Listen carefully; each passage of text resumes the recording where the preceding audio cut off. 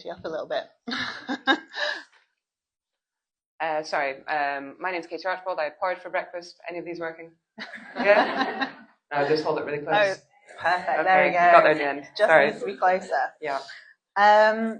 Okay, so kind of want to take us on a little bit of a narrative arc in today's chat.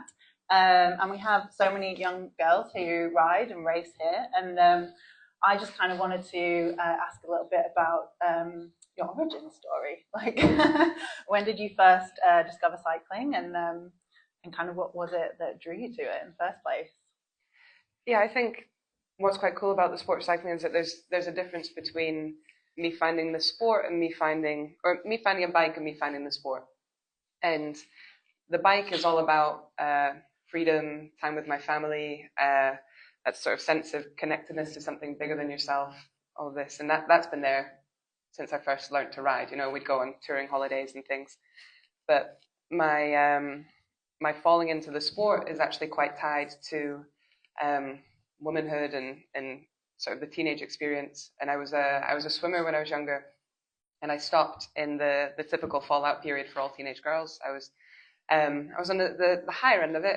It was when I was 15. It's that sort of 13 to 15 window that you see this massive dropout of sports participation for girls. And it was only when I came out the other side of that, looking for this hunger for competition, of realizing that was a core part of who I was, that the bike was still there, because it had stayed the way that I got into town, the way that I got to, like, I was still playing hockey and things, and the thing that I did with my family at the weekends.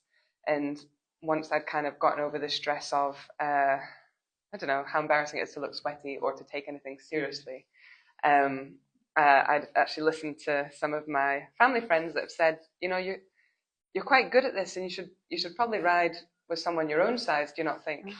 And that's how I ended up racing at the Highland Games. And it all just kind of, well, quite a slow burn, but snowballed from there. I actually have a Scottish friend in particular who messaged me directly before this chat to say, please get Katie to talk about grass track and the Highland Games, because it's such a special event to them. What's it like, kind of racing grass track? I'm sure probably most people in this room have never tried it. Like, what's that like? Oh no, it's very, very good. And I think you probably recognize it from the community here at Herne Hill, in that so much of the joy is in how accessible it is. And you're just talking back-to-back weekends. You're just traveling around the country, going to all these different Highland Games, and they're handicapped races. So the only reason I had an insight into it is because my father was a runner, and so he used to run the Highland Games, and I'd run a few races when I was a kid, because anybody can turn up, because they look you up and down. You get given a handicap, and now you can be competitive without being demoralized at being last off the line. The one thing they can't handicap is deal tech the hindmost. So there was the odd occasion where I wouldn't be first out, because this nice old guy Davy would sort of fall on his sword, and and then I would be second out.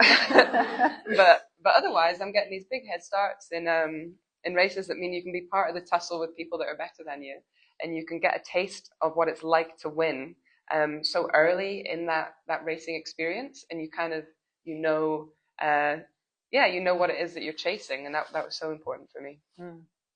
So if grass track was where you first fell in love with competitive cycling, what was the next step? Was it road or actual kind of velodrome track? What was the kind of next thing? Yeah, for me, so I grew up in a town called Mulgai. It's just north of Glasgow, but at the time, Meadowbank Velodrome, which was once the UK's only 250 track, and so my mum started driving me through to Meadowbank to see what it was like with the big kids on this world-class facility. And I just fell in love with the scene and the people. And I guess still in that teenagery way, I think I was seeing it as an opportunity to kind of make a new identity of the person I wanted to be, was the person I was in this environment. And I wanted to join the race trips that were going away at the weekend. I wanted to be taken seriously by the other people in the club, and there was I guess, as with a lot of the cycling scenes, there's a bit of snobbery and there's a bit of elitism, and and I guess I wasn't put off by it in a way that I'm put off by it now, because I was young enough to think, I just want to prove that I can figure out the rules as well. I'm going to show them that I know that your socks go over your leg warmers and not under your leg warmers, like all this nonsense stuff. So it was really socially driven, and trying to, like I say, try and be the person that I thought I could be in bike racing, and how much you can express yourself in a race, and the fact that that was so much more than just winning a race. It was about winning it in a cool way, winning it in a way that you could respect, doing something that was exciting. And that was very important for me, and just made the whole thing a lot of fun. Sounds great. So if we think about your road to success, what were the key turning points or decisions that you made, like kind of from that moment to kind of take you towards kind of being noticed by the GB team? And because it must not have been a particularly long time in between racing those kind of games and starting on the Meadowbank to kind of take it more seriously. Yeah. What's tricky is that when you start, so you've said what are the key decisions? And obviously in my head I'm thinking, it's these key opportunities that have turned up, and you have to say yes. Like, that's the test. Have you said yes at the right time? But I had loads of things fall into place that I was so lucky to be able to say yes. And it's something that I've kind of recently been reflecting on, is the problem with giving yourself a pat on the back for feeling in charge of your good luck is that you start to feel like you should take responsibility for your bad luck. And I've had a long enough career now that I've had plenty of bad luck, and I don't think I'm willing to accept full responsibility for all the bad luck, which means I have to surrender quite a lot of the pat on the back that comes with the good luck. The Chris Hoy Velodrome was opened in 2012. You compare it to the Lee Valley Velodrome, which was built for the London Olympics, and the Glasgow Velodrome was operational and running before London, because so much of the push was about like regeneration, and the reason that the funding's going into the city, for the Commonwealth Games, which weren't until 2014, was that this thing needs to get used. You know, like a lot of the riders will joke about how it was wrecked by the time that the elites turned up, because we've been using that thing, you know. But that's the first butterfly's flap of a wing that I have this world-class facility falls on my doorstep. I'm 18 years old when that happens. I've already got an in, because I've been part of this scene at Meadowbank that are the people that inherit like how things are going to go on here, and they made the selection criteria for the 2014 Commonwealth Games really broad, because it's a home games. It's cycling's like a big Scottish sport, British sport, and so it was a very achievable goal. And I knew, because I knew it was maybe slightly easier than it would be in another year, you believe it more, and so you try. And perhaps I perhaps was capable of a higher dream. Well, I learned afterwards that I was. But I just wonder whether I would have began the journey had it seemed too distant. Mm-hmm. And I met the right people, and I got results at the right time, because I was junior British champion in 2012, and that was the first time that I'd raced against my peers. Mm-hmm. I had no idea I was any good, because I was racing middle-aged men, and we just don't. You turn up and you get a national title, and you're like, oh goodness. And and so you end up on this list. And the other massive coup that I've got, so it's at the time of the Commonwealth Games, my age and when it was the time of the velodrome opening, and the fact that I'm Scottish means that I've had this support system that not a lot of the English riders get.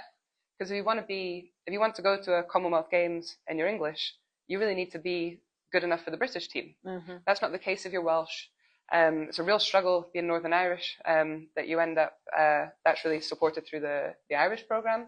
Just like Wendy Huvenhagel's the exception, but yeah, the talent that's come out of that development pathway with Team Wales and Team Scotland is massive. And I think we're really seeing a bit of a divide at the elite British level as a consequence of that, where the talent funnel just isn't ending up. in track if you're English. And our Olympic team was actually quite old, that's just passed. My cohort, my teammates, that's the women's endurance team in British cycling, is 34, 30, 29, 30, 27, 25, 25, right? We've got one 21-year-old that she's trying to make this, Sophie Lewis, local gal. I don't know if you know something. Anyway, so she's our youngster that's maybe going to make that step up. But we're a pretty old team. There's something funny going on with that pathway, and all of the oldies have come through. It's a load of Welsh, a load of Scots, and an Irish transfer. The English riders are really struggling. Sorry, so I didn't mean to make that such a big point, but that's another thing I benefited from. That I'm a Scottish rider, and that's helped me out a lot. I mean, I think it's really notable that you kind of say that the facility came along at the right time for you. I always kind of talk about Herne Hill Velodrome as kind of being such an amazing facility for all the young people that surround it, and I sometimes don't think they know how lucky they are that this is around the corner and that they can come and train here. And obviously, kind of so many of young riders might have those hopes and dreams to kind of make it to the level that you have, or kind of get on that pathway that you found yourself on. And as you say, it's harder actually when you're English or even from London. So what was the best and worst advice that anyone gave you at the beginning of your career at that point? It's this balance between giving someone an aspiration but not giving them false hope. To people making me believe that I was, I guess, special enough to keep turning up, whilst not applying any kind of pressure to say that, I guess that was an important metric of your identity, whether you can win a bike race. It was always like, it would be really cool that you seem good at this. But there was nobody, I don't think I heard somebody say the words Olympic Games until until I was basically at the Commonwealth Games, and like those are the way the steps go. And I'm a really big believer in finding your level. And at one point in time, I just wanted to be able to get around track league, and then you want to maybe win the district race, and then you want to turn up to nationals, and then maybe you make a selection for Europeans, and or even as simple as turning up to track league. You know that you find the sweet spot, that it's no fun to just win the C's, but you don't want to get a kicking in the A's. Like your pleasure in the sport is about finding your level, and that was probably I guess not necessarily advice, but the nudges that I got of somebody giving you the confidence to say, go up a league, try it, like you're managing here, and I can see that. You can trust me in my external view. It would be a guy called Alistair Watson, was kind of my earliest mentor. And I would love to go back and replay the conversations that I wouldn't have had the context or the knowledge to, I guess, read what I think I'd be able to read now, of somebody just letting you stay carefree. And he would say to me all the time, in this really cheesy way, I'd be like, are you enjoying it? Just all the time he'd check in and he'd go like, are you enjoying it? Yeah. I was like, yeah, I'm enjoying it, Alistair. And that stayed all the way through. I think he sent it to me after the Rio Olympic Games, my first Olympic Games. So like, are you enjoying it, Katie? And I was like, yeah, I'm really enjoying it now. And I don't know if I got any bad advice, because I hate that I'm going to say these words, but you win or you learn. And so the advice that would go wrong, it's just somebody that's triggered an experiment, and the experiment's giving you a result. It's not ruined anything. You just go like, oh well, that didn't work, and you don't say like, oh, I'm not going to listen to James again, because it's just like, maybe his next idea will be better, and you sort of build this toolbox for assessing things. But no, maybe that's another lucky intervention. I've just encountered only useful people. I'm not sure. I think I can't imagine that is true. I think you're probably just very good at sifting the information that's coming at you. One thing I did want to ask about is who were your role models at that time? They don't have to necessarily be within cycling, but was there anyone in particular that you looked up to emulate, or kind of just a role model? Yeah, it was a really big deal for me. It sort of has been throughout my life, and it's hard to tell. We're always asking ourselves this question of like, am I normal? And is this so my original was my big brother, of just everything. He's 3 years older, and everything I wanted to be able to do was some extension of keep up with John. That was like that was a core driving value. Keep up with John, prove that what he can do, I can do. And when I ended up in the cycling scene, there was probably a bit of a gender divide between the women in the scene that wanted to, I guess, give you guidance and that I could speak to for advice and be quite vulnerable with. And then the men in the scene that it was more to that I want to prove something mindset from childhood, basically, that sort of childish of, I guess, an element of aggression to it. And and that would be a slightly riskier influence of, if you're always rising to something, you'll jump too far at some point. But my biggest role model mentor was a writer called Charlene Joyner. She was called at the time. She's Charlene Jones now. And it's a funny one because we're quite good friends now.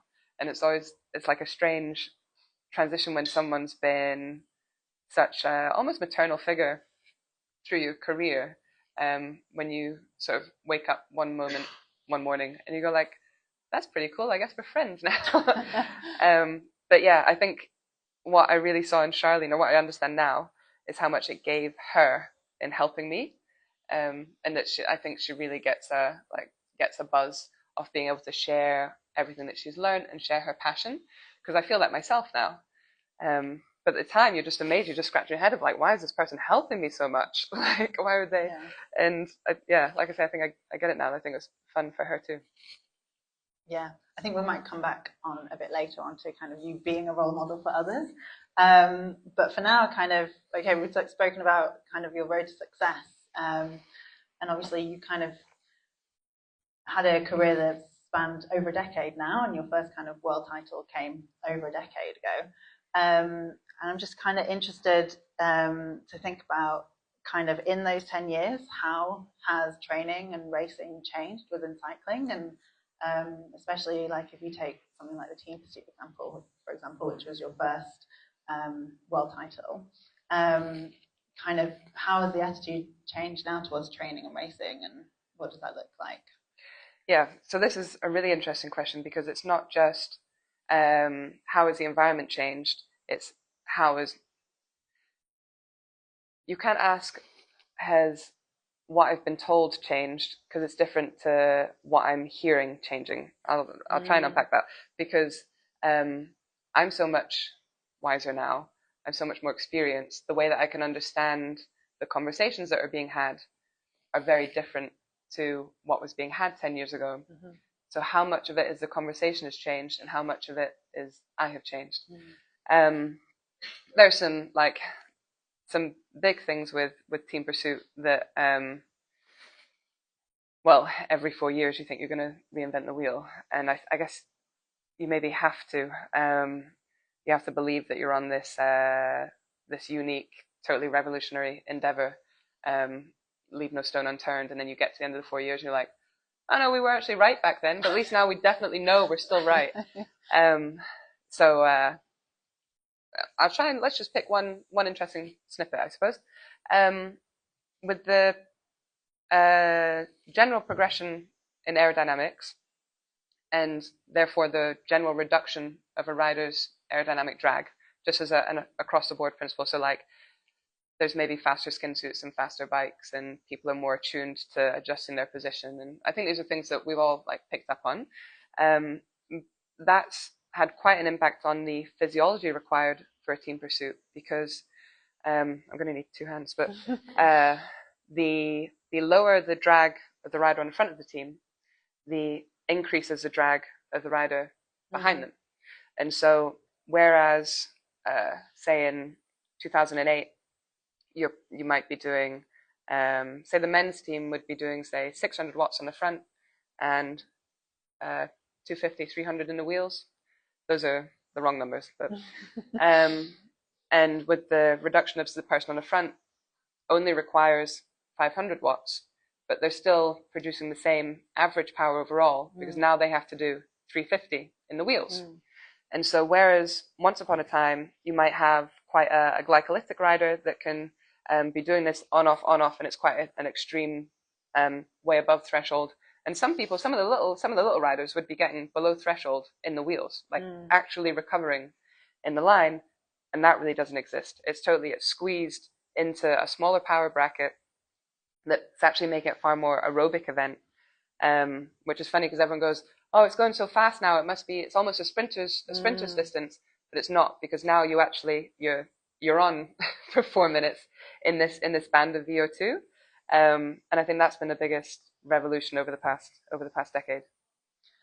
So within that, I'm also interested to kind of think about like how you periodize your training, like when you kind of think about this huge kind of 4-year block where you have to kind of build up to something massive, but then within that you have all these other leagues and championships and yearly things that happen. Kind of, we might move on to that later, but like when you're specifically training for, say, the team pursuit, or mixing that in with having to also be great at all the other track cycling disciplines, like have the sessions that you're doing changed in that time to reflect that change in how the events are run? Yeah, I love the opportunity that I have for long-term planning. It's such a privilege to be able to be in a side of the sport that is so focused on the Olympics that you're making big plans a lot of the time, compared to, say, like if you're a football player, you're playing every single weekend and you just got to like patch things over, and you're not periodizing. Whereas we can really, because it makes such a radical difference, planning out a season and a paper and a peak. I had 2 years to prepare for I was professional for 2 years before the Rio Olympics. The Tokyo Games came 5 years after that because of the delay. I've just missed the Paris Olympics. So if I go to LA, because it was squeezed the 3 years, it'll be a 7-year cycle. So I've gone 2-year cycle, 5-year cycle, hopefully 7-year cycle. So you're talking like big chunks of your life on trying to get 1 week right. So I've thought about it a lot. I think the lesson that always comes back is how much more important the cake is than the icing. And so when I'm looking at a periodized plan, the biggest thing I'm trying to plan for is consistency, and how do you nurture consistency, and how do you motivate consistency? And when you're looking at your season around what your A races are and what your B races are, it's more about, I guess, minimizing stress and maximizing joy, to just follow through on the nuts and bolts day after day after day. And so when it comes to special things about, like I will be careful about protein consumption through a hypertrophy phase, or I will know that I've got to really carb up when we're doing this endurance overreach, and make sure that you're tracking TSS I take that stuff seriously, but none of it can come at the expense of just sound stability, and repeating whatever plan you make. If you can repeat it day after day, you become Olympic champion. It's like, I guess you need a team around you as well. But so that's actually more of the focus of my periodization, is how can I get my mind in the best place to do the basics well. And on that note, like, how far in advance of each competition are you starting to get a bit more specific with the training or kind of thinking that you're doing? I think specifically what I find really fascinating is the way that you approached, or you and your team and your partner approached the Tokyo Marathon, which obviously you won amazingly, the first female marathon at the Olympics. And it just seemed like you were so dominant in that race, and your team had also kind of come up with, you know, the idea of the helmets now, which everyone has copied. But kind of what were the drivers to that? Kind of how far before were you thinking about, like, what can we do to make this different and special and the next level from all the other marathons we've ever raced? Do you know what the secret to that was lockdown. Honestly, that was the biggest blessing. I just found myself at this whole new level after lockdown, and like I say, in that consistency of, do you know what happens if you don't travel and you stop doing all these bloody speaking events? You stay home, and it helped. I was very happy at home. Because I was to be honest, I was finding it all. I was finding it really stressful. Our selection's really competitive. The culture of British cycling at the time was it bred success, but it was high pressure and it could be intimidating. And if you weren't, if stuff on your off the bike life wasn't that stable, you weren't going to find that stability in the National Cycling Centre. Like it kind of, you needed to be solid going in there. And I was struggling with it. And we go into lockdown, take all the pressure away, and all of the obligation away, and all this freedom to do things on your own terms, with on your own motivation, because you're not needing to perform like at every track session just to sort of save face, as it were. And I feel like I made this transition into another side where I just understood everything better. And it meant that when we went back into that pressure cooker, I knew how to cope with it. And so that's the physical side. The other sort of, I guess, blessing that lockdown brought was, or the delay rather, was we ended up naming our team far sooner than we would have done had the games been the year before. We have the strongest riders in the world, and that meant that we wanted to keep our options open. But we were doing that at the expense of nurturing the camaraderie or the coordination of a set team. But we made the selection in, I want to say maybe March. So it's quite, you're talking like quite a few months out. So the games were in August. I think about March you could say to each other, and you suddenly realize, as much as you think that you're being open about everything and motivated, and like I'm so passionate about the event that it's hard for me to keep secrets or to play games. Like if we start talking about it, like I was like 3 major events in a row I didn't get selected, and 3 major events in a row I'm still very happy to be there in the boardrooms doing the analysis, being like, have you seen this, have you seen that, and you're prepping because you love it, right?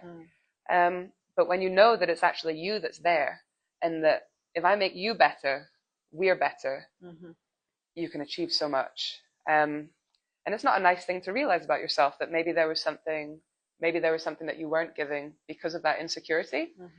And it's really, I guess I feel comfortable saying it because I know that all of my teammates were the same, like dealing with the same stress and the same apprehension, the same second guessing.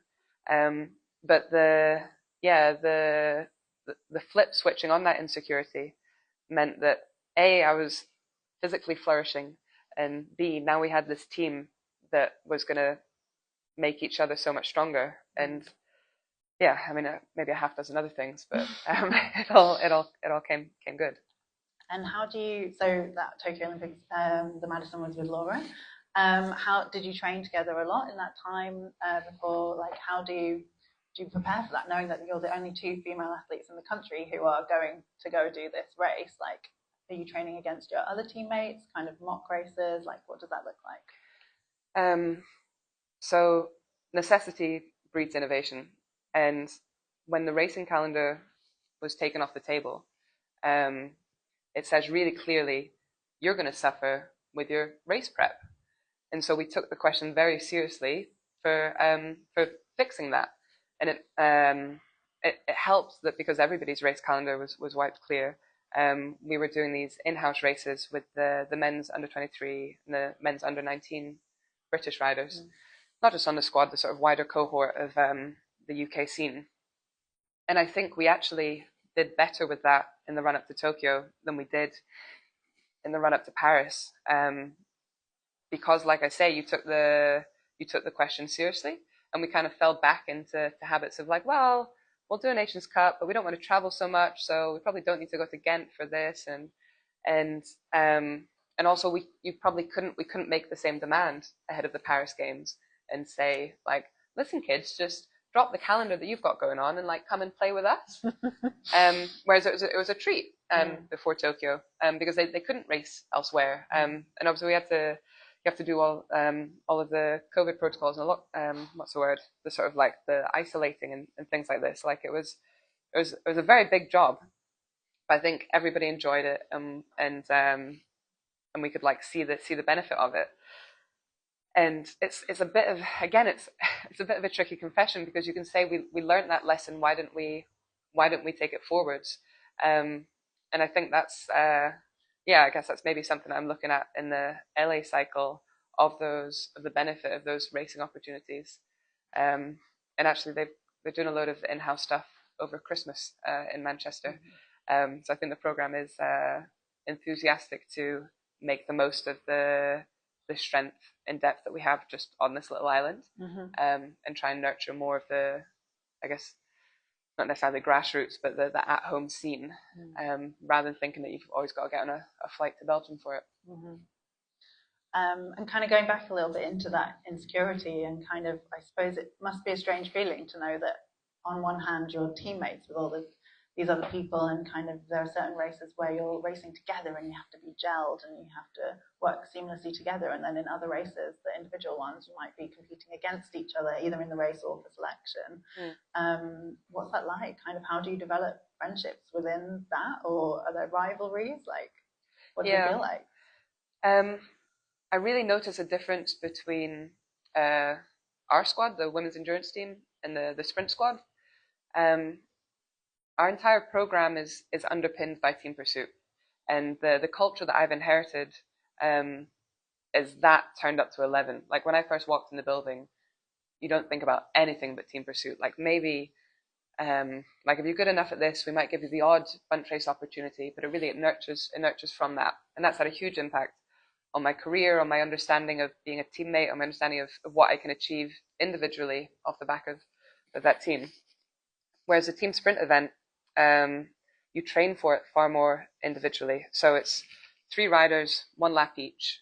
The impact that you can have on each other is big, but just not the same as a team pursuit event, where like you really have to listen to each other. You have to look after each other going around, and you're like really getting in the weeds with debriefs constantly. And it's a very bonding thing to be part of, and it makes us very, very tight knit. I guess the payoff is that we have the threat of being insular, I suppose, in that you don't open yourself up to the wider team. Like a rider like, say, Bethany Shriver, who's a BMX rider, will have lots of connections throughout the GBCT, because you have to, because you're like flying solo a lot of the time. And we maybe lean on that too much. That if I go to dinner at a race, I'm like, where's my team? And I sit with my team every single time, right? So it feels good being this close with people. But I do try and push myself out. But like I say, I noticed that with the sprinters, that selection stress is far higher. That knowledge of themselves as individuals seems far more acute. And it brings on a lot of stress I don't envy for them. And the blessing that I have, and it maybe is culturally changing a little bit now that we're nurturing some riders that are just bunch and not team pursuit, and so that means that they don't have this underpinning of being team first, individual second. But certainly because it's been part of all of my formative experiences, means I don't struggle with it so much. Like I know I've said it was like a bit of an insecurity, but I've always known that I have my team pursuit team, and it's that phrase again of, if I go fast, you go fast. If you go fast, I go fast. Let's all do it together. And yeah, that helps a lot. So, oh, geez. Wow. Okay, so I just want to talk really briefly then about some setbacks, because we all have them in life or with injury or things that happen in our personal life. And I don't want to necessarily go too deeply into any tragedies or kind of injuries that specifically that you've had. But I suppose, given that all of us may be cyclists or train in some way or another, what do you learn about yourself in the strengths and abilities that you have to be able to carry on and meet those goals that you've set for yourself? Okay. You know how, so any of the bike mechanics I know how to do are only because it's broken at some point and I've had to learn it, but I'm not very passionate about it. So you kind of, you learn the bare minimum. I have learned something, like something happened, and I guess my life is better now because, I can adjust those brake pads, or I know which way to turn. I never remember which way to turn the gear cable. But anyway, but I don't push it because I'm not passionate about it. Whereas I'm very passionate about elite performance. I'm very passionate about health, I suppose, as a conduit of that performance. And so when you have these setbacks, you always have the fundamental lesson that's learned. You have to I got a puncture, I know how to change it. At this point in time, broken collarbones are kind of my puncture. No more broken collarbones are going to give me any more lessons. I know how to change the tube. That's all I'm ever going to. It's not more complex than that, right? But the other, injuries aren't a good thing, but it certainly taught me so much that I can take into other domains. That there's been, once upon a time, I would have said I've been grateful for a few injuries because I scratch my head and I think you wouldn't be where you are without that. You wouldn't know what you know without that. I'm kind of pushing the limit now, right? I want to take a break from the classroom. I just want to, but certainly, because this project of cycling is for some reason the thing that I've kind of defined as my, I guess oddly, my deeper purpose. It means that the fun of the challenge has informed a lot of who I am, and so I can't really grudge them all. And I've heard people that have so separate to injury. I've heard people maybe have the kind of grace where they can get over a tragedy. I was really trying to not use the word. I can't think of it, but and I definitely don't feel that. There are things I would want to change, and so I don't feel the same. Like I've learned a lot from breaking my ankle. I've not learned a lot from loss. I don't really want to so. I'm not there with that yet. But when it comes to ligaments and bones and all these things, so much, what doesn't kill you makes you stronger, and it makes you a heck of a lot smarter. And when you can take the confidence from overcoming something, it makes you a lot more confident as well. I suppose really specifically the thing that might kind of be useful for anyone listening to this who's kind of trying to approach cycling in a way that's constructive in their life. How do you go about resetting those goalposts and kind of setting those little process goals weekly, monthly, yearly, to kind of keep yourself motivated and on the right track, and kind of how do you keep yourself accountable in that way? Yeah, this is probably actually included in, I said these half dozen other things that helped towards Tokyo. Was when I'd taken this step away from the pressure cooker, the team psych had made this ask of me, and it's very cute when I replay it. That when somebody says they need your help, but actually they're helping you. It's one of those where he kind of asked me to step up the plate as a leader, be a better leader, be a better teammate, try and help coordinate this unit that at times are clashing, and people are getting left behind because they feel out of place, and set me this really big challenge. And that whole experience opened up a sense of worth that I had as a teammate, as somebody that understood the sport, as somebody that was making really radical progress in the in our understanding of this new event in the Madison, and it meant that on the days where my legs weren't good, I really knew the worth that I had outside of that, and I knew the value that I presented to the team, and that's helped me a huge amount. But it did also. That's probably what I struggled with most.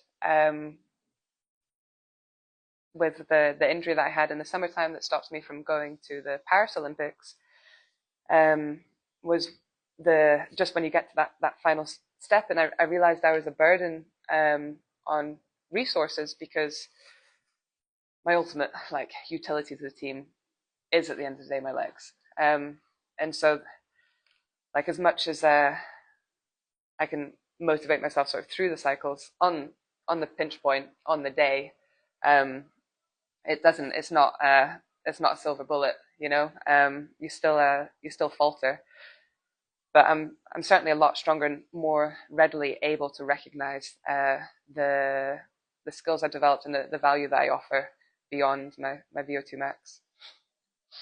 So finally, before we hand it over to the audience for some questions, what would you like your legacy to be within cycling? There's a rider, when Chris Hoy retired, there's a bit of a gulf in the team of leader, of this sort of patriarch of the team that I think could interact with anybody. And he held something that I would call the authority of ability, where he was the best in the building, but he was able to carry that leadership responsibility, right? And when he was gone, Jason Kenny has the authority of ability, but didn't necessarily, it's just introverted, right?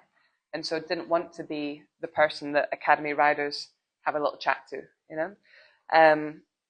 but another rider, Matthew Crampton, did.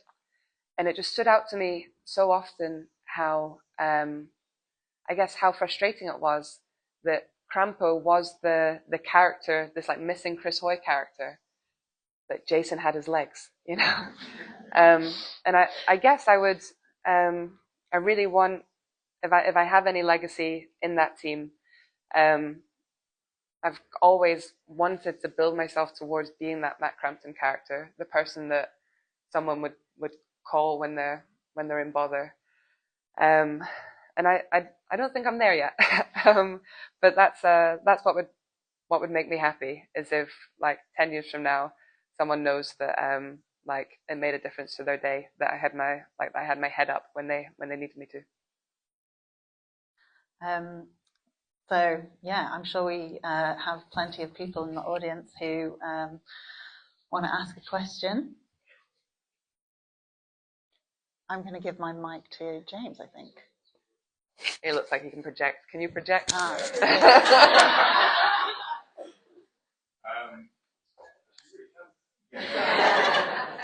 of the things I was quite fascinated by is that your opponent seems no surprise to you.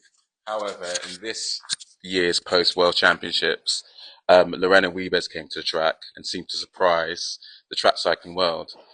Understand that with track cycling, you only really do it if you truly love it. Do you know any other women in the pro peloton whom you would want to race because they are these secret track geniuses, as it were? Yeah, Lorena was just super interesting because so the sort of the main road names in the track scene are Lotte Kopecky and Emilia de Derksen, both road world champions. Elisa Balsamo, another road world champion. And what's and you're totally right that it's the commercial scene is on the road. You can survive commercially as a road rider, and those riders do track because they're passionate about it. They're not getting a salary there. They're making a big salary on the road. And so if somebody's drawn into track, that's the first test of you're doing this because you love it. And I was, I guess, super interesting and actually quite surprised. I made myself look a bit daft because I didn't think that Lorena, you didn't think that she'd just turn up and win a world title like that. And with real composure and patience and like by a margin. And she's the exception of, so most other roadies that you see on the track are very fast on the road, but it's just a whole different world of track power. And the fact that she's kind of bucked that trend, like Lotte Kopecky wouldn't win a scratch race like that. Amelie de Dirksen wouldn't. Elisa Balsamo wouldn't. And I don't know if that says that she's a certain breed of road sprinter, or if she really is just that kind of once in a generation talent. But when she gets into, I guess, some of the Omnium stuff, maybe some of the team pursuit stuff with the Dutch team, yeah, it does seem very exciting. But that wasn't your question. Who would I want to race? I've raced, yeah, because this also isn't the answer to the question, but because when I was about 21, raced Marianne Vos in what was a head-to-head between Laura Kenny, best on the road, best of track, Laura Kenny races best in the world on the road, Marianne Vos. And it was daft because obviously the best on the track won, right? Because it was a track race. and Lizzie Dagenham was still doing a bit of track at the time, and I guess I got kind of complacent with the fact that the speed shift is too high. So I'll just need to be really modest the next time a road rider turns up and assume that we're going to be made to look daft the way that Lorena managed. What one person would I pick? Pfeiffer Georgie did a bit of track last year, and she's fantastic, but nobody has made quite the same statement as Wiebes. So I think maybe we just got to praise her for it. I'll keep scratching my head.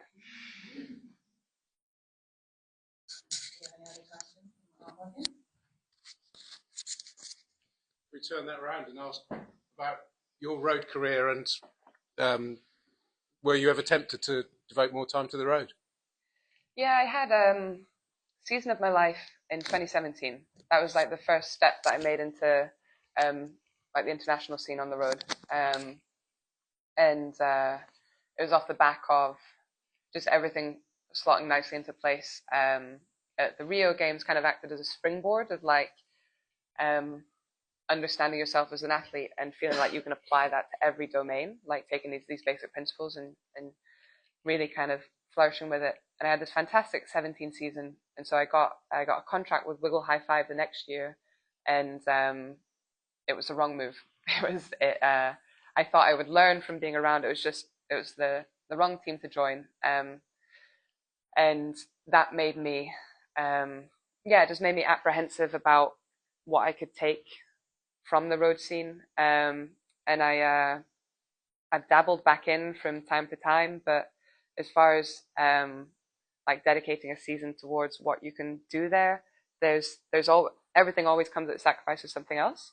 And sacrifice is the wrong word because it's always a choice. But all of the choices I want to make are always elsewhere. And so I would be entering road races thinking this is just going to supplement my big goal, my real goal, and the thing that I love to do about track racing. But I prefer going to track league than going to a stage race. Just the anxiety that's attached to it for me doesn't pay off for that reward of a result. So never say never, but it's not it's not really it's not high up my bucket list. We have two more questions. Catherine, one slide. What advice would you give to a mother of daughters for, a long and happy kind of sporting relationship with sport going forwards? That it was interesting hearing about what you said about the dropout at 13, 14. I recognise that in myself. Yeah. What advice would you give to a parent with young kids heading in that direction? Yeah. I can only something I'm trying to teach myself is that not everybody thinks the way that you do. But I can only answer this from the way that I was thinking in my experience and what would have affected me. And for me, it was so about the interpersonal and so about my social scene. And and who I wanted to hang out with, and wanting to be, I guess, like accepted by them. And so I guess the way that translates into advice is, I guess, join a team, be part, like, if the aim is a healthy relationship with sport, the sugarcoating to get there is a healthy social scene attached to that sport. That's why hockey stayed there for me the whole time, because it was just people that I wanted to hang out with, and it was people that I respected, and it was all the life lessons of who you're looking up to and how they conduct themselves. And I suppose it's communities like this at Herne Hill. It's the clubs that you can join, and making sure that you're not trying to do something from this like big personal drive. It's more about being part of a team, I guess.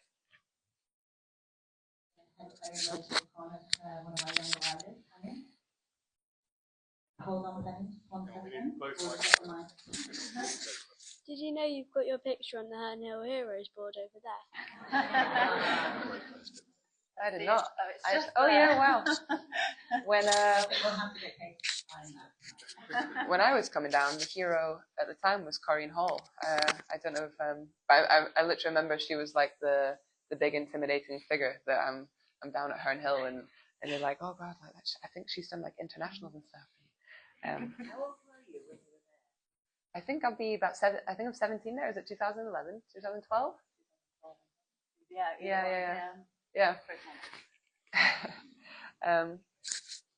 That was like a season of going around. That was when the Women's Omnium League still ran on the hard tracks all over the UK. So Herne Hill's a very nice venue to go to. You go to Caird Park, you're just trying to like hold it down in the corners and things. But, yeah, very cool scene. You started by talking about like the people that you looked up to when you were younger. Who are your role models now? Now that you've grown, now that your sport's developed, you see other people come in. Who do you look up to now? Who have you passed on to? Yeah, okay, both ends of it. I guess the point that I'm at in my career now, Joanna Rousel has a big influence on me, and so she was a teammate through the Rio Olympics. She's been multiple team pursuit and individual pursuit, world champion and national champion, and I think that sort of the sweet spot of somebody understanding your experience but not wanting to assume that it's the same as what they went through, kind of thing.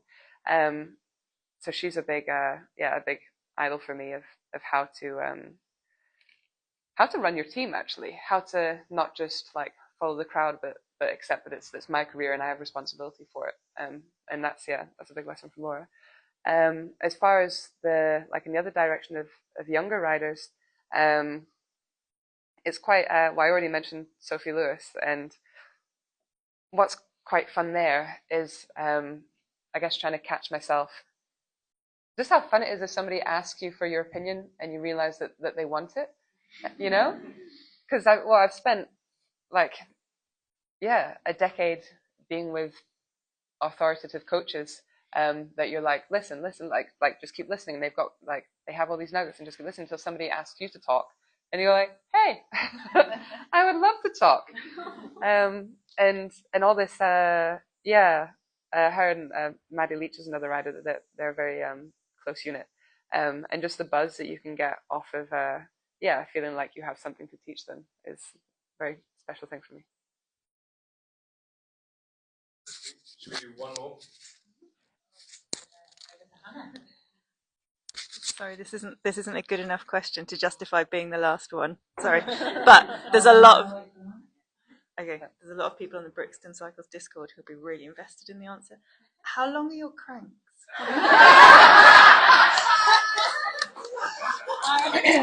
One really nerdy question. I'm running so I'm on 165 cranks. I got a teammate on 160s, and I believe I have faith that I would be comfortable going down to 150, but I don't own any, so that's just theoretical. On that crank bombshell. I'm gonna have to leave it there.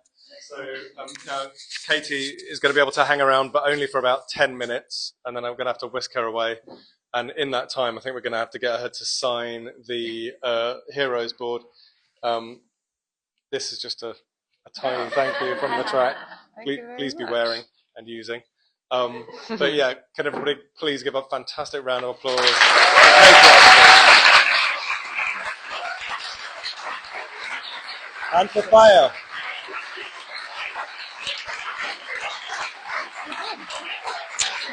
Yeah.